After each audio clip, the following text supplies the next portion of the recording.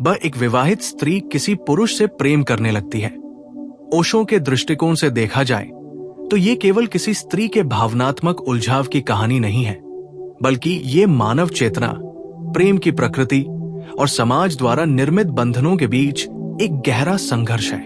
ओशो कहते हैं कि विवाह कोई प्रेम का प्रमाण नहीं है, ये केवल एक सामाजिक व्यवस्था है, समाज का एक अनुबंध जिसमें दो लोग एक व्यवस्था के तहत साथ रहते हैं। लेकिन प्रेम तो कभी किसी व्यवस्था में कैद नहीं होता। प्रेम कोई अनुबंध नहीं है। प्रेम एक अनुभव है, एक ऊर्जा है, एक आत्मिक लहर है जो अचानक भीतर उठती है बिना किसी कारण के। जब एक विवाहित स्त्री किसी अन्य पुरुष से प्रेम करने लगती है, तब उसे सबसे पहले अपने भीतर एक युद्ध का अनुभव होता है। ये युद्ध किसी बाहरी व्यक्ति से नहीं, बल्कि अपने ही संस्कारों, अपने ही नैतिक विचारों और अपने ही भय से होता है। वो जानती है कि समाज उसे दोषी ठहराएगा, धर्म उसे पापिनी कहेगा, परिवार उसे बेवफा कहेगा, परंतु उसके भीतर जो प्रेम उठ रहा है वो किसी नियम से बंधा नहीं। वह प्रेम किसी योजना का परिणाम नहीं, वो एक सहज प्रवाह है जो अस्तित्व की गहराई से फूटता है। ओशो कहते हैं कि प्रेम अगर किसी सीमा में है तो वो प्रेम नहीं, वो समझौता है। एक विवाहित स्त्री जब प्रेम करती है तो वो प्रेम नहीं कर रही होती किसी व्यक्ति से, वो प्रेम कर रही होती है उस जीवन की लहर से जो उसे जीवित महसूस कराती है। क्योंकि कई बार विवाह के भीतर वो वर्षों से जीवित तो होती है पर जीवंत नहीं होती। विवाह अक्सर एक ऐसा बंधन बन जाता है जिसमें दो शरीर तो साथ रहते हैं, लेकिन दो आत्माएं बहुत पहले ही अलग हो चुकी होती है। प्रेम का स्रोत विवाह नहीं है। प्रेम तो आत्मा की स्वतंत्रता में जन्म लेता है, और जब किसी विवाहित स्त्री के भीतर ये प्रेम जागता है तो वो पहले बार खुद को जीवित महसूस करती है। ओशो कहते हैं कि प्रेम पाप नहीं है, लेकिन जब प्रेम को दबाया जाता है तो वो पाप बन जाता है। समाज हमें सिखाता है कि प्रेम विवाह के भीतर होना चाहिए, जैसे प्रेम किसी सीमा में पैदा होता है। लेकिन प्रेम तो असीम है, उसका कोई धर्म नहीं, कोई जाति नहीं, कोई सामाजिक अनुबंध नहीं। जब वो स्त्री किसी पुरुष की ओर आकर्षित होती है तो वो केवल उसके शरीर या शब्दों से नहीं, बल्कि उसकी ऊर्जा से जुड़ती है। वो उस पुरुष की उपस्थिति में एक ऐसी शांति, एक ऐसी गहराई महसूस करती है जो शायद उसे अपने पति के साथ कभी नहीं मिली। और ये उसका अपराध नहीं है, ये केवल ये दर्शाता है कि वो अब एक नए स्तर की चेतना में प्रवेश कर रही है। ओशो कहते हैं, अगर प्रेम आता है तो उसका स्वागत करो, उसे पाप मत बनाओ, प्रेम का विरोध मत करो, क्योंकि जो प्रेम को दबाता है वो धीरे धीरे मरने लगता है। लेकिन यहां एक और गहराई है। ओशो ये भी कहते हैं कि सच्चा प्रेम किसी को तोड़ता नहीं, वो किसी को बांधता नहीं, वो किसी को धोखा नहीं देता। इसलिए जब एक विवाहित स्त्री किसी और से प्रेम करती है तो ये भी जरूरी है कि वो ये समझे कि ये प्रेम किस स्तर का है। क्या ये केवल आकर्षण है या ये कोई आत्मिक जुड़ाव है? क्योंकि अगर ये आकर्षण है तो ये बीत जाएगा, पर अगर ये आत्मा का संबंध है तो ये उसे भीतर से रूपांतरित कर देगा। प्रेम कभी बाहरी निर्णय नहीं होता, वो तो भीतर से घटता है, और जब वो घटता है तो पुराने सारे ढांचे टूटने लगते हैं। समाज का भय, परिवार की अपेक्षाएं, बच्चों की जिम्मेदारियां, सब एक तरफ और भीतर की पुकार दूसरी तरफ। यही वो क्षण है जब स्त्री के भीतर एक क्रांति होती है। ओशो कहते हैं कि अगर प्रेम सच्चा है तो वो भय नहीं लाता, वो शक्ति लाता है। वो छिपाने की जरूरत नहीं पैदा करता, वो प्रकट होने की हिम्मत देता है। लेकिन अगर वो प्रेम केवल मन की कल्पना है तो वो व्यक्ति को भ्रम में डाल देता है। इसलिए ओशो कहते हैं, पहले खुद को देखो, ये प्रेम क्यों आया? क्या ये किसी कमी से उत्पन्न हुआ है? क्या ये इसलिए है कि तुम्हें अपने विवाह में कोई कमी लगती है, कोई अधूरापन महसूस होता है? या ये प्रेम किसी आत्मिक ऊंचाई से आया है जहां तुम किसी से जुड़कर अपने अस्तित्व को विस्तार देना चाहते हो? क्योंकि दोनों स्थितियां अलग हैं। अगर ये प्रेम अधूरेपन से जन्मा है तो ये एक और अधूरापन पैदा करेगा। लेकिन अगर ये प्रेम पूर्णता से जन्मा है, अगर ये तुम्हें भीतर से समृद्ध कर रहा है, तुम्हें जीवन के प्रति आभारी बना रहा है, तुम्हें अधिक सजग, अधिक दयालु, अधिक जीवंत बना रहा है, तो ये सच्चा प्रेम है।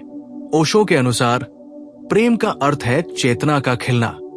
एक विवाहित स्त्री जब किसी पुरुष से प्रेम करती है तो ये समाज के लिए तो विद्रोह है, पर अस्तित्व के लिए ये कोई समस्या नहीं है। अस्तित्व को परवाह नहीं कि तुम विवाहित हो या अविवाहित। अस्तित्व केवल ऊर्जा के प्रवाह को जानता है। लेकिन समाज के लिए ये सबसे बड़ी चुनौती है, क्योंकि समाज की नींव ही नियंत्रण पर रखी है। समाज चाहता है कि प्रेम अनुशासित हो, नियंत्रित हो, क्योंकि अनियंत्रित प्रेम उसे हिला देता है। और जब एक स्त्री अपने भीतर की सच्चाई को मान लेती है, तब वो समाज के सबसे बड़े भय का प्रतीक बन जाती है। एक जागरूक स्त्री, क्योंकि एक जागी हुई स्त्री को कोई बांध नहीं सकता। ओशो कहते हैं, प्रेम अगर तुम्हें जिंदा बना रहा है तो उसे पाप मत समझो, लेकिन अगर प्रेम तुम्हें भीतर से तोड़ रहा है, अपराध बोध दे रहा है, तो रुक जाओ और देखो कि ये प्रेम है या केवल वासना की छाया। प्रेम तुम्हें स्वतंत्र बनाता है, वासना तुम्हें गुलाम बनाती है। सच्चा प्रेम तुम्हें अपने भीतर गहराई में ले जाता है, वहां जहां कोई झूठ नहीं, कोई डर नहीं। और यह संभव है कि एक विवाहित स्त्री पहली बार किसी दूसरे पुरुष के माध्यम से प्रेम के इस सच्चे स्वरूप को जान रही हो, लेकिन उसे यह समझना होगा कि प्रेम का अर्थ किसी को पाने की चाह नहीं है। प्रेम का अर्थ है किसी के साथ होना, बिना अपेक्षा के, बिना स्वामित्व के। अगर प्रेम स्वामित्व में बदल गया तो वही समाज का पुराना बंधन बन जाएगा। ओशो कहते हैं, प्रेम में कोई दावा नहीं, कोई वादा नहीं, केवल उपस्थिति है। अगर तुम किसी से प्रेम करती हो तो बस उस प्रेम में रहो, बिना भविष्य की चिंता के, बिना अतीत की यादों के। लेकिन यह भी जानो कि प्रेम अगर सच्चा है तो वो तुम्हारे जीवन को जला देगा।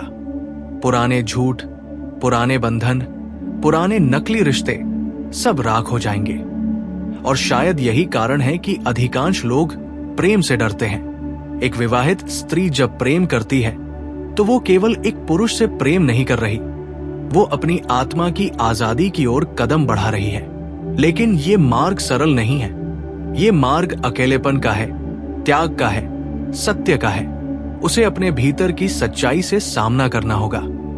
वो चाहे तो अपने विवाह में रहकर भी प्रेम कर सकती है, अगर उसका पति भी उस चेतना को समझ सके। लेकिन अक्सर ऐसा नहीं होता, क्योंकि अधिकांश विवाह भय पर आधारित होते हैं, प्रेम पर नहीं। लोग एक दूसरे को खोने के डर से साथ रहते हैं, न कि प्रेम के कारण। ओशो कहते हैं, जहां भय है वहां प्रेम नहीं हो सकता। इसलिए जब स्त्री किसी और से प्रेम करती है तो ये केवल उसका अपराध नहीं है, ये उसके विवाह की असफलता का दर्पण है। अगर वो विवाह प्रेमय होता तो उसे किसी और की ओर झुकने की जरूरत नहीं होती। लेकिन वो स्त्री दोषी नहीं है, वो केवल जीवन की सच्चाई को जी रही है। प्रेम जब आता है वो तुम्हारी योजनाओं से नहीं पूछता, वो बस आ जाता है। जैसे बसंत आता है, जैसे फूल खिल जाते हैं, कोई उन्हें रोक नहीं सकता। लेकिन ओशो ये भी कहते हैं कि सच्चा प्रेम हमेशा जागरूकता के साथ आता है। और जागरूकता का अर्थ है तुम अपने कर्मों की पूर्ण जिम्मेदारी लो।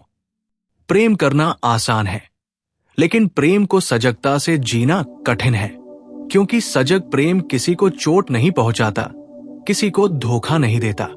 वो ईमानदार होता है, अपने प्रति और दूसरे के प्रति। अगर स्त्री उस प्रेम को सच्चाई से स्वीकार कर ले तो वो अपने जीवन की सबसे बड़ी मुक्ति का द्वार खोल सकती है। लेकिन अगर वो उस प्रेम को छिपाकर अपराध बोध में जीती है तो वो धीरे धीरे भीतर से मर जाएगी। ओशो कहते हैं, प्रेम कभी गलत नहीं होता, झूठ गलत होता है। प्रेम तुम्हें सत्य के करीब लाता है, झूठ तुम्हें और दूर ले जाता है। अगर वो स्त्री अपने पति से ईमानदारी से कह सके कि उसके भीतर कुछ बदल गया है, कि वो अब पहले जैसी नहीं रही, तो ये उसका साहस होगा, उसका जागरण होगा। शायद वो विवाह टूट जाए, शायद समाज उसे नकार दे, लेकिन वो पहली बार खुद से सच्ची होगी। और यही ओशो की दृष्टि में धर्म है, खुद के प्रति सच्चा होना। क्योंकि झूठा विवाद जीना भी एक तरह की बेवफाई है स्वयं के प्रति। ओशो कहते हैं, प्रेम अगर तुम्हें सचेत बना रहा है तो वो आशीर्वाद है, अगर वो तुम्हें और अंधा बना रहा है तो वो मोह है। इसलिए विवाहित स्त्री के लिए जरूरी है कि वो अपने प्रेम को ध्यान में बदले, उसे एक साधना बना ले। उस प्रेम के माध्यम से वो अपने भीतर की सच्चाई को जाने, अपनी भावनाओं को समझे, अपने डर को देखे, और तब चाहे वो किसी के साथ रहे या अकेली, वो स्वतंत्र होगी। ओशो कहते हैं, प्रेम अंततः तुम्हें स्वयं से मिलाता है, पुरुष केवल एक माध्यम है। स्त्री को यह समझना होगा कि वो प्रेम किसी पुरुष के कारण नहीं, बल्कि अपनी आंतरिक खालीपन की पूर्णता के कारण महसूस कर रही है।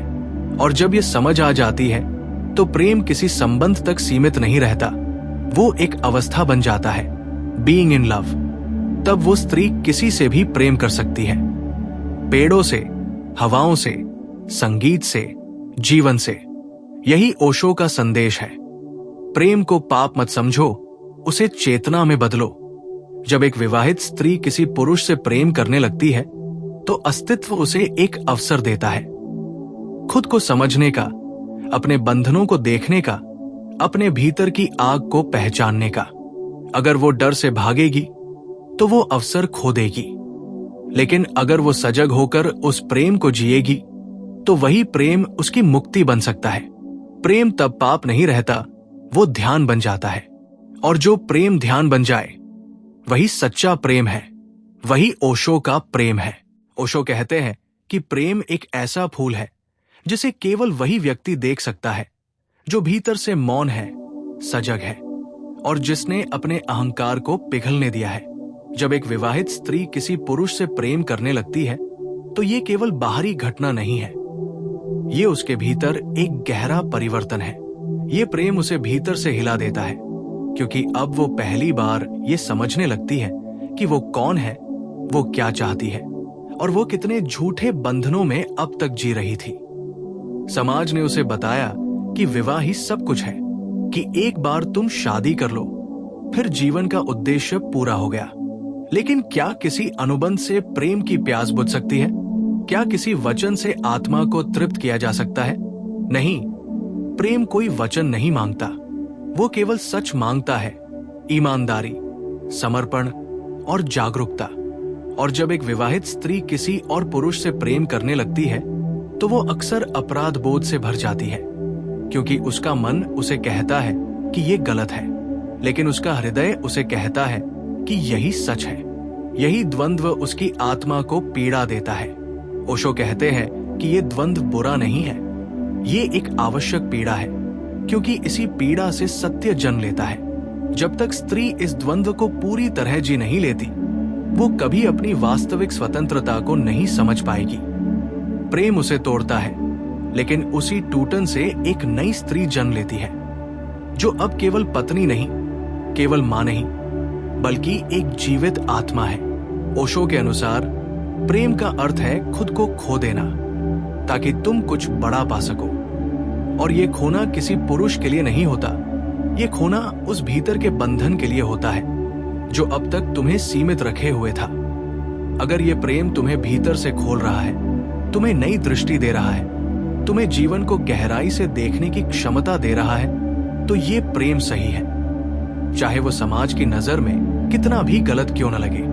लेकिन अगर ये प्रेम केवल तुम्हें भ्रमित कर रहा है, तुम्हें छिपने पर मजबूर कर रहा है, तुम्हें डर से भर रहा है, तो ये प्रेम नहीं है, ये केवल तुम्हारे भीतर की खाली जगह को भरने की एक कोशिश है। ओशो कहते हैं कि प्रेम का सबसे बड़ा परीक्षण यही है, क्या ये तुम्हें सजग बना रहा है? क्या ये तुम्हें सच्चा बना रहा है? अगर हाँ, तो इसे जीने से डरो मत, क्योंकि सच्चा प्रेम हमेशा तुम्हें सत्य की ओर ले जाता है, भले ही रास्ता कठिन हो। और ये कठिनाई जरूरी है, क्योंकि बिना कठिनाई के कोई परिपक्वता नहीं आती। एक विवाहित स्त्री जब प्रेम करती है तो उसे अपने भीतर कई सवालों का सामना करना पड़ता है। क्या वह अपने पति को धोखा दे रही है? क्या वह अपने बच्चों के साथ अन्याय कर रही है? क्या वह अपने धर्म और समाज के विरुद्ध जा रही है? लेकिन ओशो कहते हैं, सबसे बड़ा अन्याय तब होता है जब तुम अपने भीतर की सच्चाई को मार देते हो। अगर तुम केवल दूसरों की उम्मीदों के लिए जी रहे हो तो तुम्हारा जीवन तुम्हारा नहीं है। प्रेम कोई अपराध नहीं है।